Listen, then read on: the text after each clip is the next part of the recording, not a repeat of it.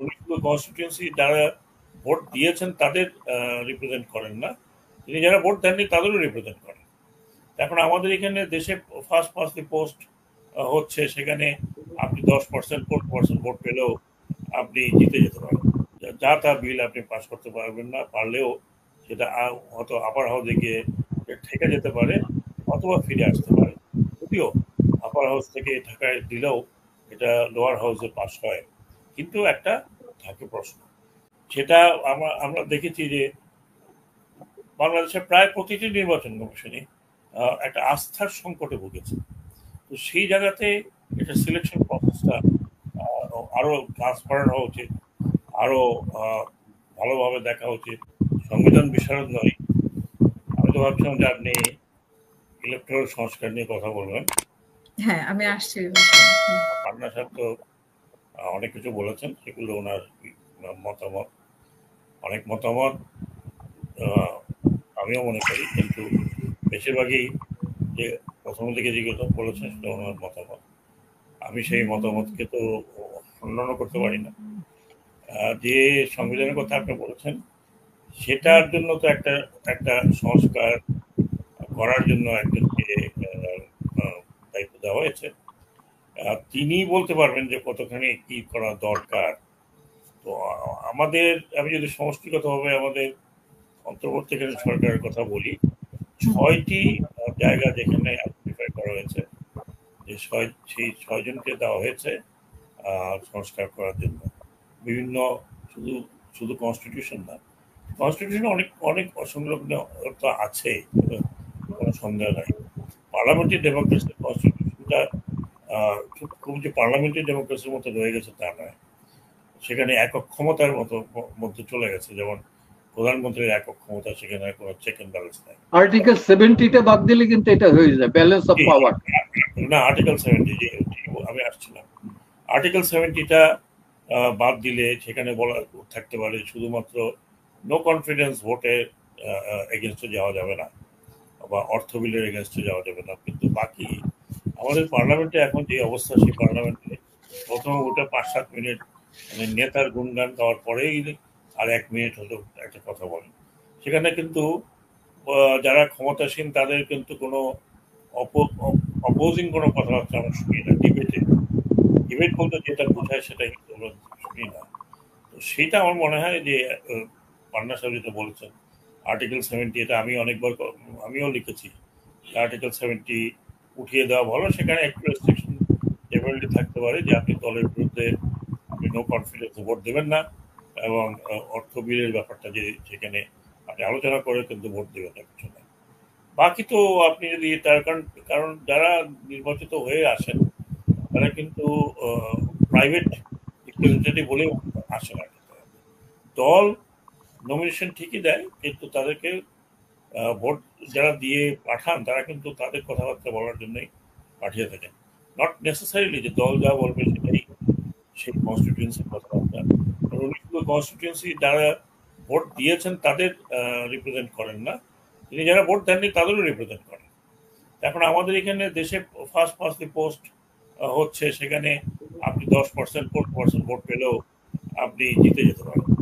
তার মানে another about 75% or 85% লোকজন তো আপনাকে ভোট দেয়নি। দ্যাট ডাজ নট মিন যে আপনি তার কথা বলবেন না। ইভেন আমি যদি মনে করি যে ফেয়ার আর ইলেকশন হলো, সেখানে 100% ভোট দেয় না। 100% লোক কখনোই ভোট দেয় না। ধরুন 70% লোক ভোট দিল, এবং 30% ভোট দেয়নি, কিন্তু যিনি জিতলেন তিনি কিন্তু সেই 30%ও রিপ্রেজেন্ট করেন। কাজেই তার তো একটা ফ্রিডম অফ স্পিচ থাকতে হবে, যেটা ছিল মানে যেটা আর্টিকেল 70 জন্য যেটা সম্ভব হয় না। আমি শিওর এই জায়গাটা যিনি যারা এই বিষয় নিয়ে বসবেন তারা এটা ভালো করে দেখবেন, আর্টিকেল 70 বিষয়টি। আরেকটি যেটা আমি মনে করি, এটা আমার ব্যক্তিগত মতামত, একদম আমার যদি মতামত চায় তাহলে আমি বলবো, এইখানে আবার একটু যেটা প্রয়োজন আছে সেটা একটা ভারসাম্য রক্ষা করা। রাষ্ট্রপতি এবং প্রধানমন্ত্রীর মধ্যে একটা মোটামুটি ভাবে একটা ভারসাম্য রক্ষা করা, কিছু কিছু ক্ষমতা তো রাষ্ট্রপতিকে দেওয়া যেত। আরেকটি যেটা আমি বলেও আসছি, আমি লিখেও আসছি, আমাদের দেশে দ্বিকক্ষ পার্লামেন্ট হওয়া উচিত। আপার হাউস, তাহলে যেটা হবে সেটা হবে যে একটা এই ধরনের যে শাসন শাসন যখন হয় তখন একটা জায়গা থাকে যেখানে সেখানে একটা কারেকশনের প্রশ্ন আসতে পারে, যে যা তা বিল আপনি পাস করতে পারবেন না, পারলেও সেটা হয়তো আপার হাউসে গিয়ে ঠেকে যেতে পারে অথবা ফিরে আসতে পারে। যদিও আপার হাউস থেকে ঢাকায় দিলেও এটা লোয়ার হাউসে পাস হয়, কিন্তু একটা থাকে প্রশ্ন। আরেকটি যেটা আমি মনে করি যে আপার হাউস যদি থাকে সেখানে নিউট্রাল লোকজনও থাকে। অনেক সময় অনেক দেশে আছে যেখানে 1/3 আপনার সিভিল সোসাইটির লোকজনকে নমিনেশন দেওয়া হয়। তা যদি প্রপারলি থাকে তাহলে ইলেকশন ওভারসিও তারা করতে পারে যদি সেরকম হয়। তো এখানে আছে কিছু কিছু জায়গা যেখানে সংবিধানের এই পরিবর্তনগুলো করা যায়। বাকিগুলো কি হবে না হবে সেগুলো তো আমি বলতে পারবো না। আচ্ছা, যখন তোমরা বুঝবেন তখন তো বলতে পারবেন। আমরা যদি অন্য সংস্কারগুলো মানে ৬টির মধ্যে তো একটি সংবিধান, বাকিগুলো নিয়ে যদি বিশেষ করে নির্বাচন নিয়েই যদি আপনার সাথে কথা বলি যে নির্বাচনের রোড ম্যাপ কেউ আগে যাচ্ছে, কেউ পরে যাচ্ছে বা কেউ সংস্কার আগে যাচ্ছে। যেমন জেনারেল ওয়াকার একটি মানে আনুমানিক একটি সময়ের কথাও বললেন, 18 মাস উল্লেখ করলেন। এর মধ্যে সংস্কারের পরে হয়তো নির্বাচনের রোড ম্যাপ। কিন্তু ডক্টর ইউনূস বললেন যে সংস্কারের পরে কোনো সময় উল্লেখ করেননি। তো সেই ক্ষেত্রে নির্বাচনের মানে নির্বাচনী বিষয়ে এবং নির্বাচনের রোড ম্যাপের বিষয়ে আপনার কাছে একটু শুনতে চাই আপনার বক্তব্য। না, আমি যেটা বলি কিছুক্ষণ আগেও বলেছিলাম যে একটা রোড ম্যাপ তো হয়তো হবে, কিন্তু রোড ম্যাপটা হবে কিসের বেসিসে? এই যে ওটা হবে এই যে সংস্কারের কথা ছজনকে দেওয়া হলো। সরি, আমার ব্যাটারি একটু একটু 1 মিনিট। এই যে ছজনকে বিশেষজ্ঞ পর্যায়ে দেওয়া হলো, ওনারা তো আগামী 1 তারিখে বসবেন, বসে তারাও তো একটা টিম তৈরি করবেন। টিম তৈরি করে তারা তাদের কত মাস লাগবে আমি জানি না, অনেকের হয়তো কিছু সময় লাগতে পারে। সেগুলো শেষ হলে সেটা নিয়ে একটু ডিবেট তো হবেই। ডিবেট হলে পরে হয়তো আরেকটু আমি জানি না কি মেথোডোলজি ওনারা গ্রহণ করবেন। আমি তো মনে করি হয়তো ওনাদের যেটা হবে হয়তো পলিটিক্যাল পার্টির সাথেও আলোচনা করবেন, বিশিষ্ট নাগরিকদের সাথে আলোচনা করবেন। সেটা করে যখন ফাইনালাইজ হবে ওই এলিমেন্টগুলো নিয়ে তখন বোঝা যাবে যে ইলেকশনটা কখন হবে। তো সেই জায়গায় যদি সেটা করার পরে যেমন আমাদের প্রধান উপদেষ্টা মাননীয় ডক্টর ইউনূস বলেছেন যে সংস্কার শেষ হওয়ার পর থেকে 18 মাস, কারণ একটা নির্বাচন কিন্তু তৈরি করতে বা ই করতে আপনি প্রায় 2 বছরের মতো সময় লাগে ইলেকশন কমিশনে। যেই কারণে আপনি ইলেকশন কমিশনকে 5 বছরের একটা দায়িত্ব দেওয়া হয়। কারণ preparation of election, general election, বিশেষ করে জাতীয় সংসদের নির্বাচন, এটা কিন্তু মানে পিস টাইমে আমরা বলি যে largest mobilisation of man power. শুধু ম্যান পাওয়ার না, ম্যান পাওয়ার, ইকুইপমেন্ট এবং মেটেরিয়াল, এইটা মোবিলাইজ করতে বেশ সময় লাগে। যদিও অনেক জিনিস তৈরি থাকে, যেমন ধরুন এই ইলেকশন যখন এগুলো শেষ হবে, ইলেকশনকে সামনে রেখে ভোটার লিস্টটাকে আপডেট করতে হবে। যদিও প্রতি জানুয়ারিতে করার কথা, তারপরে ইলেকশনের আগে একটা ভোটার লিস্ট আপডেট করতে হবে। সেটা একটু সময় লাগে, কারণ এটা এটা পরিসংখ্যানের ব্যাপার আছে এবং এবং এবং বিশুদ্ধকরণের ব্যাপার আছে। অনেকে হয়তো ভোটার থাকবেন না, তাদেরকে বাদ দিতে হবে, আবার নতুন ভোটার অ্যাড হবে। এটা একটা বড় কাজ। ইলেকশন প্রিপারেশন একটা বড় কাজ। আপনার আপনার যখন আপনি আবার ইলেকশন কল করবেন তারপরের থেকে কত বেশ লম্বা কাজ, যেটা আমার মনে হয় যে 1.5 বছরের কথা যেটা বলেছেন ঠিকই, ওটুকু সময় লাগবে আপনার একটা নতুন কমিশন করে সেই কমিশনকে পুরোপুরি পুরো ইলেকশন বিষয়টাকে আয়ত্তে আনতে।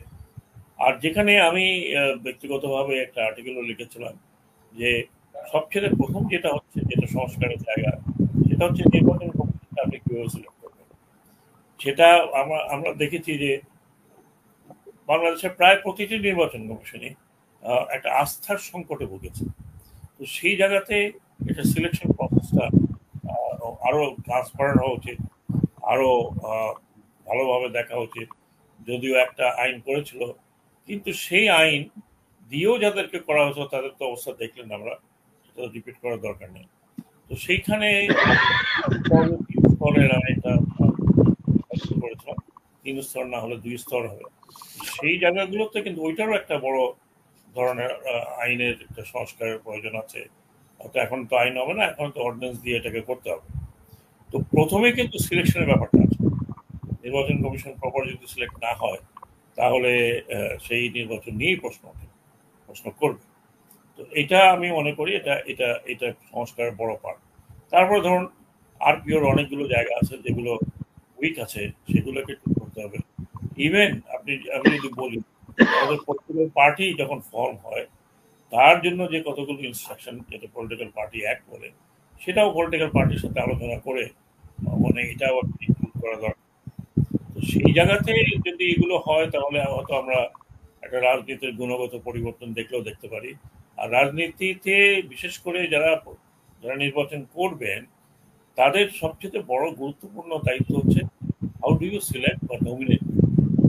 এখন আমাদের দেশের এই কয়েক বছরের নির্বাচনে যে নমিনেশন পদ্ধতি আমরা দেখেছি সেটা ওয়ান ম্যান নমিনেশন। অ্যাকচুয়ালি নমিনেশনটা হওয়া উচিত ইনক্লুসিভ নমিনেশন, এবং সেই ইনক্লুসিভ নমিনেশন করতে গেলে আরো বেশ কিছু সাজেশন আসতে পারে যে কিভাবে আরো ইনক্লুসিভ হবে। এখন এলিটিস্ট পদ্ধতিতে নমিনেশন হয়, কেউ গেল তারপর পছন্দ হলো। আপনি দেখেন যে রাজনীতিবিদ কম, বিজনেসম্যান বেশি। তাতে কি হয়েছে? তাতে এই যে আমরা করাপশনটা দেখলাম, এই যে যে যে হিউজ কারাপশন যে অবস্থা আমরা দেখছি, প্রতিদিনই খবরের কাগজ খুললে দেখা যায় অমুকের 1,000 কোটি টাকা, অমুকের 3,000 কোটি টাকা।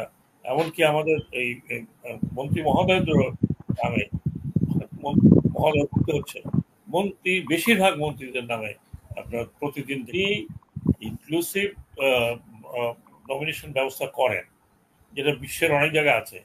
একেবারে একেবারে গ্রাসরুট থেকে আপনি নমিনেশনটা নিয়ে আসতেছেন। সেই ক্ষেত্রে আমি মনে করি, আমার ব্যক্তিগত মতামত, হয়তো এইরকম ভুল হবে না। তারপরে আপনি দেখেন যে একজন মন্ত্রী, উনি কিভাবে নমিনেশন পেলেন? উনি তো আর একদিনে বাড়ি করেন। এটাকে তো বলে এলিটিস্ট। আমি বলছি তো আপনাকে এলিটিস্ট নমিনেশন। ও বলে দিল যে আচ্ছা নেতা বা নেত্রী যেটা বলেন তাই, আমাকে নেত্রী নমিনেশন দিয়েছে। এগুলো আমরা শুনছি, তো না শোনার কথা না, আমাকে নেত্রী নমিনেশন দিয়েছে।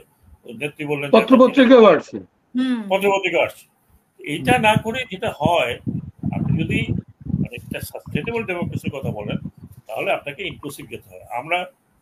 আমি যেটা আরো সাজেস্ট করেছিলাম যে আপনাকে এখন আমাদের দেশে তো আর ওরকম ভাবে একেবারে একদিনে তো আপনি লিবারাল ডেমোক্রেসি যেতে পারবেন না। কিছু কিছু রেস্ট্রিকশন দিতেই হবে। যেমন ধরুন যে একজন লোক ফট করে উনি একটা পার্টিতে ঢুকেই পরের দিন উনি একটা নমিনেশন নিয়ে হাজির হয়ে যান। এটা যদি আপনি বন্ধ করতে চান তাহলে একটা ডেফিনেটলি রেস্ট্রিকশন দিতে হবে, একটা মনিটরিং দিতে হবে যে আপনি দলের সাথে প্রাইমারি সদস্য হিসাবে কতদিন ছিলেন। এটা কিন্তু ছিল, তারপরে এটা এটা উঠে গেছে।